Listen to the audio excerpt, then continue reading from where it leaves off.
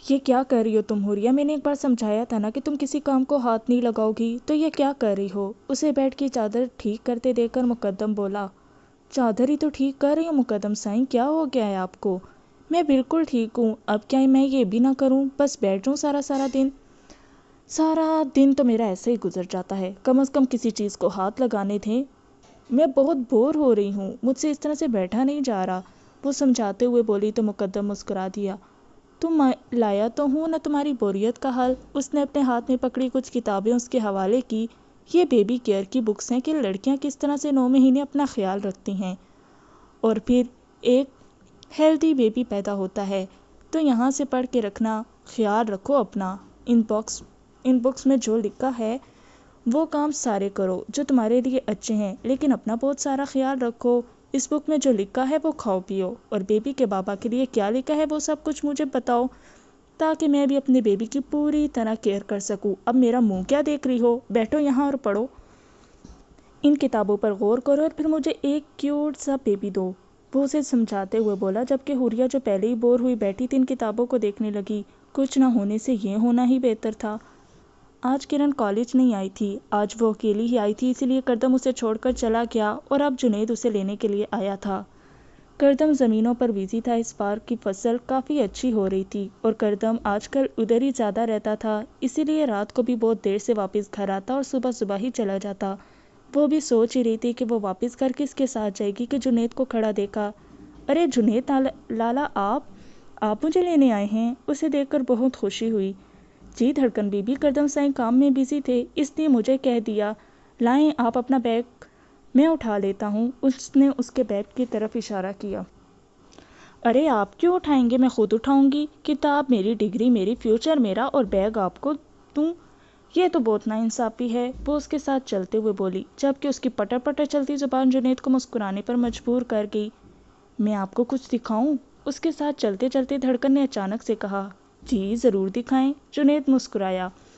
اس کی اجازت ملتے ہی دھڑکن اپنے ہاتھ میں پکڑا ہوا گراف پیپر کھولنے لگی، جسے دیکھ کر جنید کی مسکراہٹ اور بھی گہری ہو گئی۔ کیسا ہے؟ وہ ایکسائٹڈ ہو کر پوچھنے لگی۔ بالکل اصلی جیسا، ایسا لگ رہا ہے کہ کردم سائیں کی اصلی تصویر ہے، یقین نہیں ہوتا کہ ہاتھوں سے بنایا گیا ہے۔ یہی تو میرا ٹیلنٹ ہے، دھڑکن اتراتے ہوئے بولی۔ میں آج کردم سائیں کو سرپرائز دوں گی، آپ پلیز میرا ایک کام کریں گے؟ آج کل کردم سائیں بہت لیٹ گھر آتے ہیں، اسی لیے آپ شام تو مجھے لینے آئیں گے، ہم ڈیرے پر چلیں گے۔ کردم سائیں نے اکیلے گھر سے نکلنے سے منع کیا ہے، پھر میں انہیں وہیں جا کر یہ گفٹ دے دوں گی۔ جب کردم سائیں کی برتھ ڈے تھی انہیں گولی لگی ہوئی تھی، اسی لیے میں انہیں وش نہیں کر سکی اور نہ ہی گفٹ دے پائی، لیکن اب میں انہیں یہ گفٹ دینا چاہتی ہوں۔ آپ لینے آئیں گے نا مجھے؟ وہ چلتے چلتے گھر پہنچ جائے تھے۔ جی بی بی جی، میں شام کو 5 بجے آپ کو لینے آ جاؤں گا، پھر میں آپ کو ڈیرے پر کردم سائیں کے پاس لے چلوں گا، جنید نے مسکراتے ہوئے کہا، کیونکہ اس کے انداز سے وہ سمجھ چکا تھا کہ دھڑکن کو بہت جلدی ہے کردم کو اپنا شاہکار دکھانے کی، اور ویسے بھی وہ بہت خوبصورت پینٹنگ کرتی تھی، اس کی تعریف سننا تو اس کا حق بنتا تھا، اسی لیے جنید نے آنے کا وعدہ کیا، جس پر وہ خوشی سے اندر چلی گئی۔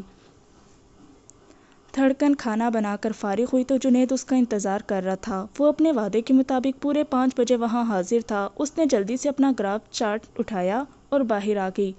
ویسے جنید لالا، اب کردم سائیں آپ کو ڈانٹتے تو نہیں؟ اس کے ساتھ چلتے ہوئے اس نے پوچھا۔ وہ تو مجھے کبھی بھی نہیں ڈانٹتے بی بی جی، لیکن آپ کیوں پوچھ رہی ہیں؟ کیونکہ میں نے انہیں منع کیا تھا، میں نے ان سے کہا تھا کہ وہ بہت سارا ڈانٹتے ہیں، اور میں نے کہا تھا وہ اب آپ کو کبھی بھی نہ ڈانٹے۔ آپ کو ڈرنے یا گھبرانے کی ضرورت نہیں ہے، اگر وہ آپ کو ڈانٹتے ہیں تو آپ مجھے بلا جھجک بتائیں، میں ہوں، ان کا علاج کر لوں گی۔ دھڑکن کی باتوں نے اسے پھر سے مسکرانے پر مجبور کر دیا۔ نہیں، آپ کی ڈانٹ کا کافی اثر ہوا ہے، اب وہ مجھے کچھ نہیں کہتے، شاید آپ سے بہت ڈر گئے ہیں، جنید نے مسکرا کر شرارتی انداز میں بولا۔ پھر ٹھیک ہے، میں نے اندازہ لگایا تھا کہ وہ آپ پر کچھ زیادہ ہی رعب جماتے ہیں، اسی لیے ان کی عقل ٹھکانے لگا دی۔ وہ بولے جا رہی تھی جبکہ جنید اسے اپنا کہکا روکنا مشکل ہو گیا۔ ڈیرے پر پہنچ کر جنید نے دھڑکن کو ندی کی طرف بھیجا جہاں کردم اکثر جاتا تھا، اور خود وہیں سے پیچھے کی طرف لوٹ آیا۔ دھڑکن اپنے ہاتھ میں گراف پیپر پکڑے خوشی سے جا رہی تھی، لیکن سامنے کا منظر دیکھ کر اس کی ساری خوشی کہیں کھو گئی۔ کردم کے ساتھ ایک لڑکی بالکل اس کے قریب بیٹھی تھی، उस लड़की को पहचानने में धड़कन ने एक सेकंड नहीं लगाया था। ये लड़की उसी की क्लास की थी, हाजरा। लेकिन ये यहाँ क्या कर रही थी, वो भी उसके शौहर के इतने करीब। और फिर देखते देखते वो करदम के सीने से लग गई और धड़कन को लगा जैसे उसके गिर्द अंधेरा छा गया। धड़कन वहीं से खामोशी से पलट आई। जुनैद ने उसे इतनी जल्दी वापस आने की वजह पूछी तो वो कुछ भी ना बोली। हाथों में पकड़ा ग्राफ पेपर उसने वहीं पर फेंक दिया। जुनैद ने वो पेपर उठाया और उसके पीछे आया। वो उसे अकेले नहीं जाने दे सकता था और वो इतनी जल्दी में वापस जा रही थी कि जुनैद को नदी की तरफ वापस जाने का वक्त ही ना मिला। वो पहले उसे घर वापस छोड़ने जाने वाला था। हैदर नूर को जिस तरह से कहता वो उसी तरह से करती। 1% भी वो गड़बड़ नहीं कर रही थी। सारा दिन वो बिल्कुल सीरियस शक्ल बनाकर सब नौकरों को डांटती रहती। दादा और दादी को सलाम करके उनके पास घंटों बैठी रहती और उनकी बातें सुनती रहती। लेकिन जब वो बातें करती तब उस बात का अंदाज़ा हो जाता कि उसका ज़हनी तवाज़ुन ठीक नहीं। और फिर जब रात को हैदर कमरे में आता वो उसे एक एक बात बताकर इतना हंसती कि हैदर को भी हंसने पर मजबूर कर देती। लेकिन सबसे अहम बात यह थी कि वो हैदर की हर बात पर अमल करती है। जिस तरह से उसके माँ बाप ने उसे समझा कर भेजा था कि हैदर ही तुम्हारा सब कुछ है, उसकी हर बात मानना और जो वो कहे वो ही करना, वो अपने घर से काट बात कर आई थी। बस हैदर जो कहता वो वही करती और फिर उसके कहने के मुताबिक रात को वो उसके साथ काफ़ी देर खेलता। खैर वो क्या खेलती तो वो थी, कभी अपनी गुड़िया के कपड़े बनाती तो कभी उसकी शादी करवा देती। वो तो बस उस मासूम के साथ होने वाले जुल्म को सोचकर बेबस हो जाता। काश वो उस बंदे को अपने हाथों से मारता। सुनो नूर, कल मैं और तुम मेरे नाना साईं के घर जाएंगे। वहाँ पर तुमने कोई बेवकूफ़ी वाली हरकत नहीं करनी। ये बिल्कुल एक गेम जैसा होगा, ये बिल्कुल एक खेल है। अगर तुमने वहाँ कोई भी फालतू बात की या कोई भी उल्टा सीधा काम किया तो हम हार जाएंगे और मैं जानता हूँ मेरी नूर मुझे हारने नहीं देगी। वो उसे समझाने वाले अंदाज में बोला। वो अपनी माँ पर जाहिर करना चाहता था कि नूर जल्दी बहुत ठीक हो जाएगी।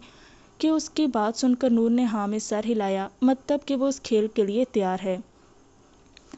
जुनैद ने धड़कन को घर छोड़ने के बाद करदम को फ़ोन करके बताया कि धड़कन डेरे पर आई थी, लेकिन फिर न जाने क्या हुआ कि वो वापस चली गई।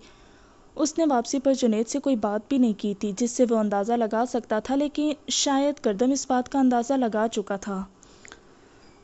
वो शाम को घर वापस आया तो धड़कन अपने कमरे में थी। फिलहाल उसे बहुत भूख लगी थी, इसीलिए धड़कन से बात करने से पहले वो किचन में आया। खाना तैयार था जिसे ट्रे में रखकर कमरे में आ गया।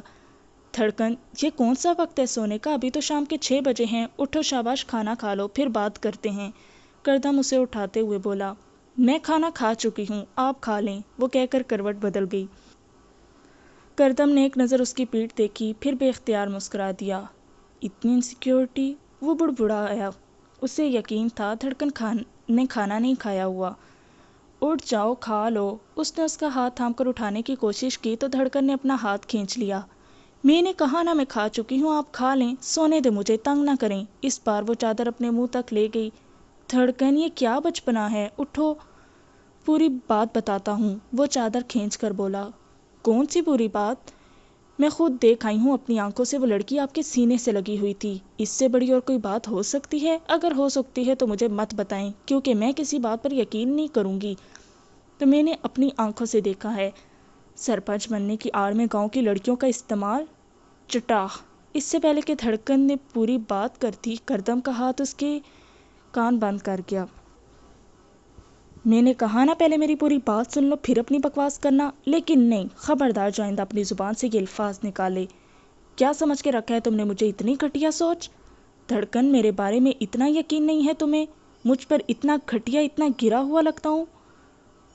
करदम बेयकीनी से उसे देख रहा था। उसके सख्त भारी हाथ से धड़कन के होंठ फट चुके थे जिससे अब खून निकलने लगा। अगर आप सच्चे होते तो लफ्ज़ों से बताते, ना कि अपनी आवाज़ की ऊंचाई। मेरी आवाज़ को दबाने की कोशिश करते। वो उसके सामने खड़ी हुई अपना तकिया उठाकर बाहर निकल गई। कहाँ जा रही हो तुम? वो उसका हाथ थामकर गुस्से से पूछने लगा। वो उसकी गलतफहमी दूर करना चाहता था, लेकिन धड़कन कुछ सुनने को तैयार ही न थी। उसके लफ्ज़ों ने हाथ उठाने पर मजबूर कर दिया, लेकिन वो जानता था इस बात को फ़िलहाल नहीं समझेगी। लेकिन धड़कन की बेएतबारी ने करदम को बहुत मायूस किया था। फ़िलहाल दूसरे कमरे में जा रही हूँ, सुबह हवेली वापस चली जाऊँगी। मुझे आप जैसे दोगले इंसान के साथ नहीं रहना। धड़कन, اپنا ہاتھ اس کے ہاتھ سے چھڑواتی باہر جانے لگی۔ رشتے اعتبار سے بنتے ہیں دھڑکن، اور تم مجھ پر کتنا بھروسہ کرتی ہو یہ میں دیکھ چکا ہوں۔ تم حویلی واپس جاؤ یا لندن، مجھے کوئی فرق نہیں پڑتا۔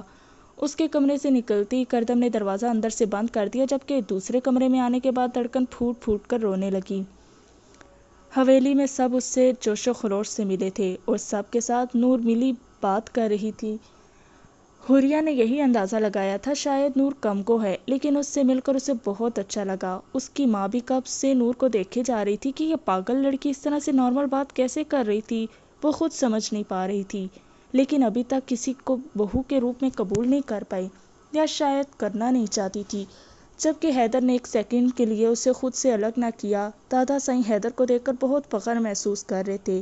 اس نے جو کام کیا تھا وہ گاؤں میں کوئی نہیں کر سکتا تھا۔ ایک ایسی لڑکی کا سہارا بننا جس کے پاس اس کی اپنی عزت بھی نہیں، کوئی چھوٹی بات نہ تھی، اور پھر اسی لڑکی کو عزت کے ساتھ نہ صرف اپنی حویلی میں رکھنا بلکہ پورے گاؤں میں ایک مقام دینا، حیدر شاہ جیسا شخص ہی کر سکتا تھا۔ ان کے واپس جانے کا وقت ہوا تو نوری نے نوٹ کیا کہ سویرا حوریہ کے آگے پیچھے گھوم رہی ہے، لیکن نوری کو اس کی نیت صاف نہیں لگ رہی تھی۔ بار بار حوریہ کو دیکھنا، اس کے آگے پیچھے گھومنا اسے بہت عجیب لگ رہا تھا۔ وہ تینوں سیڑھیوں سے اترنے لگی جب سویرا حوریہ کی سائڈ پہ ہو گئی۔ سویرا نے حوریہ کے کندھوں پر زور ڈال کر اسے نیچے کی طرف دھکیلنا چاہا، شاید وہ یہ دکھانے کی کوشش کر رہی تھی کہ وہ خود گر رہی تھی کہ حوریہ بیچ میں آ کر سیڑھیوں سے گر گئی، لیکن اس سے پہلے کہ وہ حوریہ کو دھکا دیتی، نوریہ نے حوریہ کو کھینچ کر اپنی طرف کر لیا، اور نوری کے پیر سے پھسل کر سویرا خود سیڑھیوں سے نیچے گر گئی، اور اس سے گرتے ہی حویلی میں دردناک چیخیں گونج اٹھی۔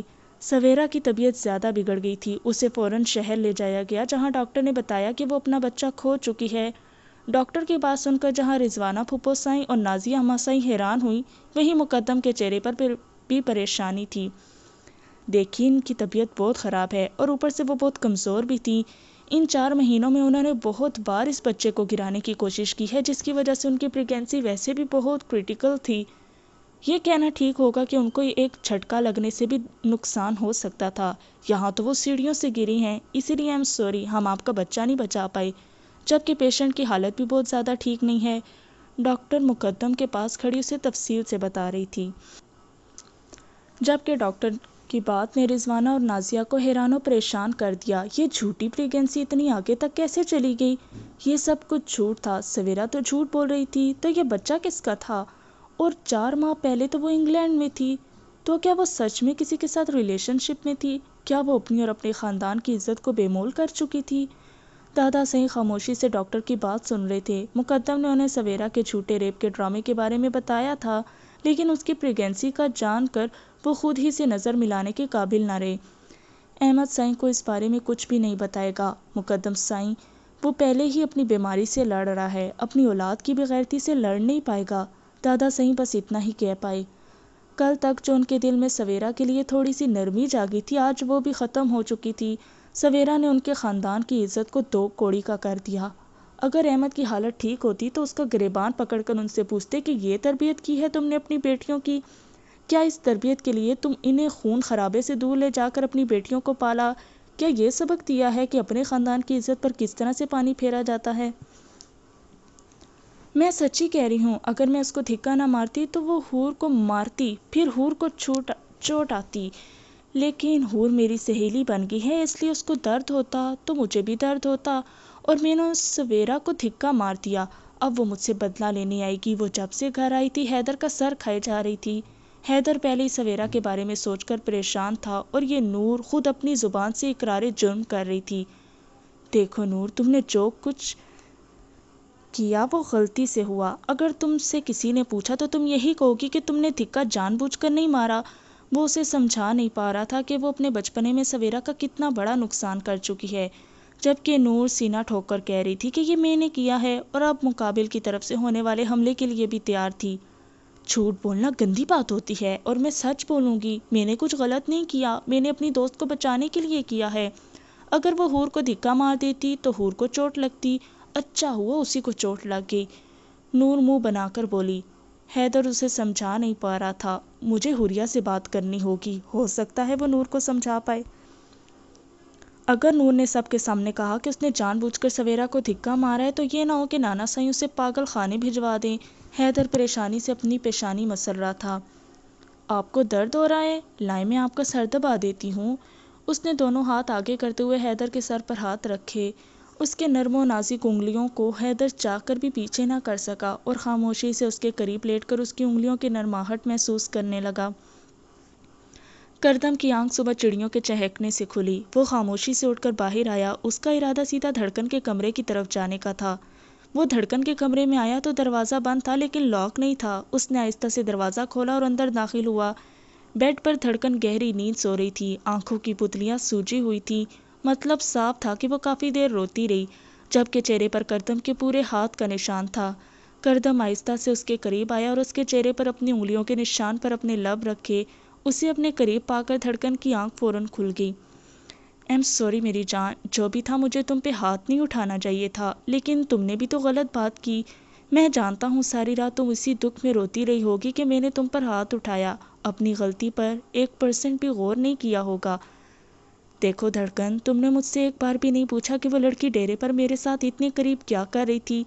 میں نے جو دیکھا اس کے بعد پوچھنے کی ضرورت محسوس نہیں ہوئی۔ دھڑکن اس کے ہاتھ خود سے چھلکتی اٹھ کر بیٹھ گئی۔ بالکل صحیح، آنکھوں دیکھی ہر بات پر یقین کرنا چاہیے، لیکن ضروری نہیں کہ جو آپ نے اپنی آنکھوں سے دیکھا ہو وہی سچ بھی ہو۔ اب تم غور سے میری بات سنو، میں جو کہہ رہا ہوں۔ کردم نے سمجھانے والے انداز میں کہا۔ مجھے حویلی جانا ہے کردم سائیں۔ وہ اس کی بات کو نظر انداز کرتے ہوئے بولی۔ اس طرح سے غلط فہمی کا شکار ہو کر تو جانے نہیں دوں گا۔ میں اس غلط فہمی کی بنا پر اپنی اور تمہاری زندگی کے یہ خوبصورت دن برباد نہیں کروں گا، اسی لیے بہتر ہوگا کہ میری بات سنو، وہ رعبدار لہجے میں بولا۔ مجھے آپ کی کوئی بات نہیں سننی اور نہ ہی آپ کی کسی بات پر یقین کرنا ہے، مجھے حویلی جانا ہے۔ اپنے گال پر پھسلتے آنسوؤں کو بے دردی سے صاف کرتی وہ منہ پھیر گئی۔ دھڑکن، اب تم بیکار میں بات کو مزید بڑھا رہی ہو، جبکہ یہ بات اتنی بڑی ہے ہی نہیں، تم ذرا سی بات کو خود پر سوار کر رہی ہو۔ یہ ذرا سی بات آپ کے لیے ہوگی شاید، آپ کے قریب اسی طرح پہلے بھی لڑکیاں آتی رہی ہوں گی جس کی وجہ سے آپ کو یہ ساری باتیں بری نہیں لگتی، لیکن معاف کیجیے گا، میں نے اپنی زندگی کے بارے میں کبھی ایسا نہیں سوچا تھا۔ جیسی میں ہوں مجھے ویسا ہی شوہر چاہیے۔ اگر میں صرف آپ کی بن کے رہوں گی تو آپ کو بھی صرف میرا بن کر رہنا ہوگا، لیکن اب آپ صرف میرے نہیں ہیں، یا شاید آپ کبھی میرے تھے ہی نہیں، اور اس بات کا احساس کل اس لڑکی کو آپ کے قریب دیکھ کر مجھے ہو گیا تھا۔ دھڑکن اس کے قریب سے اٹھتی ہوئی واش روم میں گھس گئی، جبکہ کردم اس کی باتوں اور حرکتوں کو بے وقوفی قرار دے رہا تھا۔ یہ سب کچھ حوریہ کی وجہ سے ہوا ہے، اس نے دھکا دیا ہے مجھے، وہ میرا بچہ نہیں چاہتی تھی، اس کی وجہ سے میرا بچہ مجھ سے دور ہو گیا، اس نے مجھ سے میری ہر خوشی چھین لی، میں اسے کبھی معاف نہیں کروں گی۔ ہسپتال کے کمرے میں چلا چلا کر سویرا تھک چکی تھی، جبکہ اماں سائیں اور پھوپھو اسے مسلسل گھورے جا رہی تھی۔ ان کے چہرے سے صاف لگ رہا تھا کہ وہ سویرا کے ڈرامے سے امپریس نہیں ہو رہی، لیکن سویرا کی چیخ و پکار ابھی تک ختم نہیں ہوئی تھی۔ جب سے اسے ہوش آیا تھا وہ حوریہ کو مجرم ٹہرائے جا رہی تھی۔ مقدم کو کمرے میں آتے دیکھ کر وہ اور زیادہ پھوٹ پھوٹ کر رونے لگی۔ مقدم سائیں، مجھے پتہ ہے اور کوئی مجھ پر یقین کریں یا نہ کریں، لیکن آپ ضرور کریں گے۔ حوریہ کو اپنی اولاد کی اتنی خوشی تھی کہ اسے میری خوشیاں برداشت نہیں ہوئیں، اسی لیے اس نے مجھے دھکا دیا تاکہ میری ساری خوشیاں مجھ سے چھین لے۔ اس نے مجھ سے میرا سب کچھ ہی نہیں لیا، کچھ بھی تو نہیں بچا میرے پاس، بالکل خالی کر کے رکھ دیا اس نے میرا وجود۔ وہ گھٹیا لڑکی اتنی گر گئی کہ اپنی کوکھ میں پلنے والے بچے کی پرواہ کیے بغیر میرے بچے کا قتل۔ چٹاخ! خبردار سویرا، تم نے میری حوریہ کے خلاف اب ایک لفظ بھی استعمال کیا۔ مجھے لگ رہا تھا کہ مجھے تمہیں تھوڑا وقت دینا چاہیے تاکہ تم سمجھ جاؤ، لیکن تم گھٹیا! میری حوریہ نہیں گھٹیا، تم ہو گری ہوئی، میری حوریہ نہیں گری ہوئی، تم ہو۔ ارے تم تو اتنی گری ہوئی بے غیرت عورت ہو کہ تم نے نہ اپنے باپ کی پرواہ کی اور نہ ہی اپنے خاندان کی۔ تمہیں کیا لگتا ہے میری حوریہ تمہارے بچے کو نقصان پہنچانا چاہے گی؟ وہ ایسا خواب میں بھی نہیں سوچ سکتی۔ ویسے ڈرامہ کمال کا کیا ہے تم نے ریپ کا، بچے کا، لیکن وہ کیا ہے نا کہ تم اس ڈرامے میں کامیاب نہیں ہو سکی، کیونکہ تمہاری یہ آنکھیں۔ اپنی آدھی ادھوری بات پر وہ دل فریب انداز میں مسکرایا۔ تمہاری یہ آنکھیں تمہارے اندر کی حقیقت کا آئینہ ہیں، تمہاری آنکھیں تمہارے اندر پلنے والے شیطان کو ظاہر کرتی ہیں۔ یہ آنکھیں بتاتی ہیں کہ تم کس حد تک مکار ہو، کتنا فریب بھرا ہے تم میں۔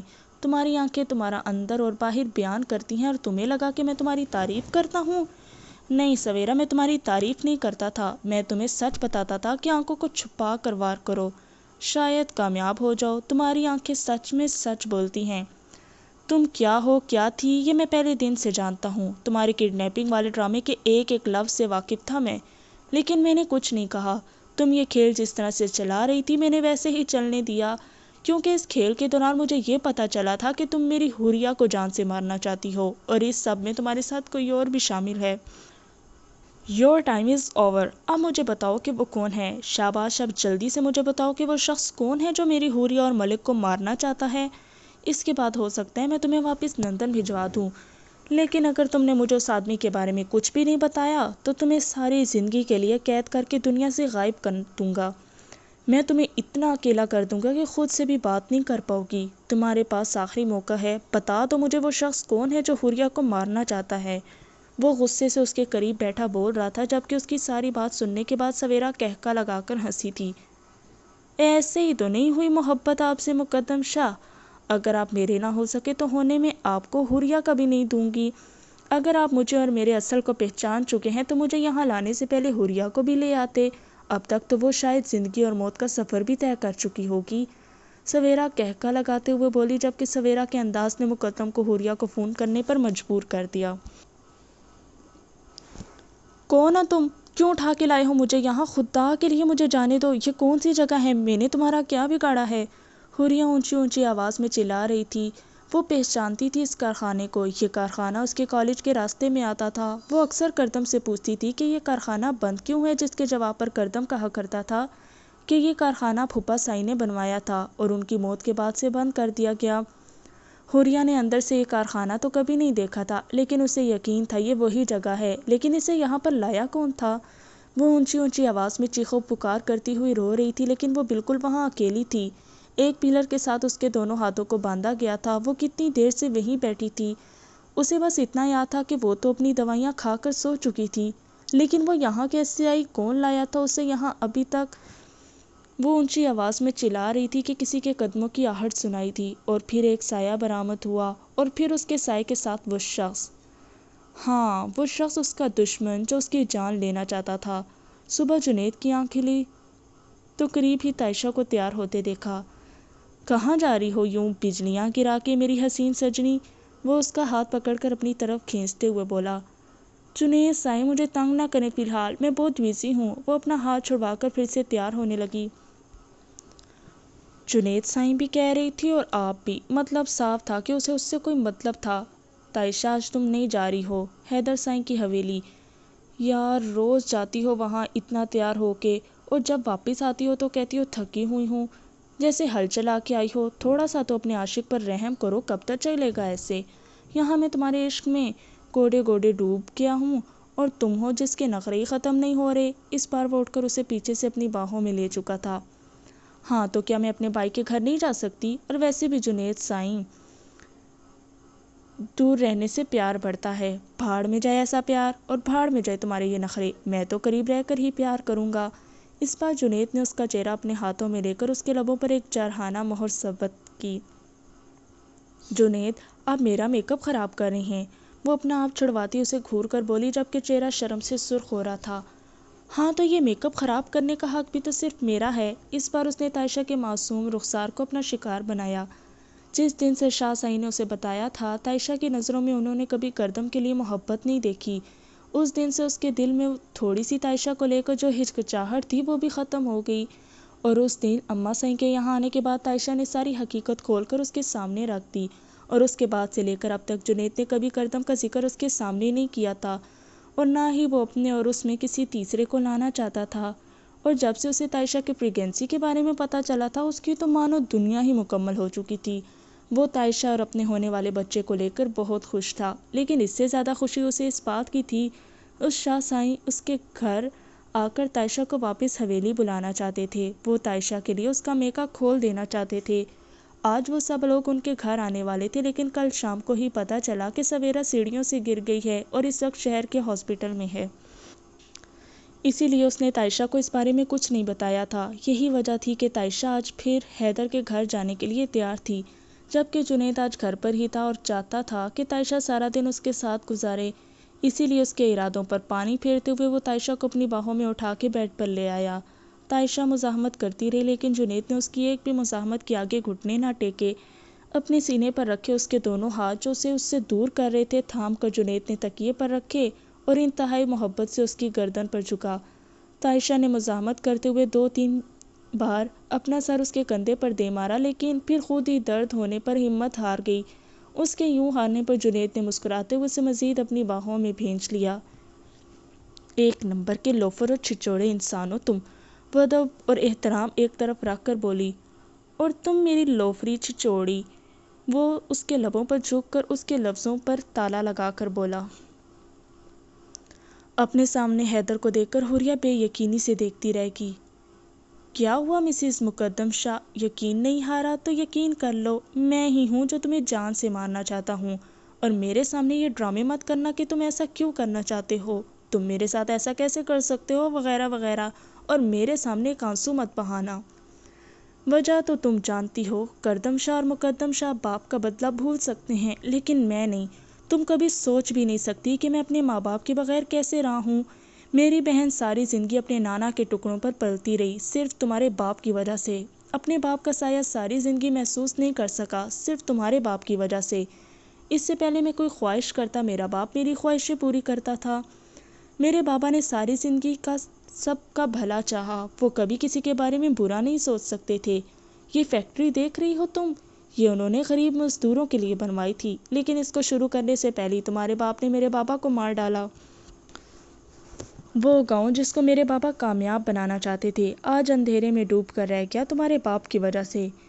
میرے بابا جو اپنے بچوں کو ہر خوشی دینا چاہتے تھے، وہ اپنی بیٹی کے ساتھ زندگی گزارنا چاہتے تھے، اس کی بیٹی نے ساری زندگی یتیموں سی زندگی گزاری تمہارے باپ کی وجہ سے۔ میں نے کسی سے محبت نہیں دیکھی، تمہارے باپ کی وجہ سے میں نے اپنا بچپن کھو دیا، صرف تمہارے باپ کی وجہ سے۔ بس کریں، خدا کے لیے بس کریں، بار بار شخص کو میرا باپ نہ کہیں۔ آپ مارنا چاہتے ہیں نا، مجھے مار دیں، شاید اس سے آپ کا بدلہ پورا ہو جائے، شاید اس سے آپ کو سکون مل جائے۔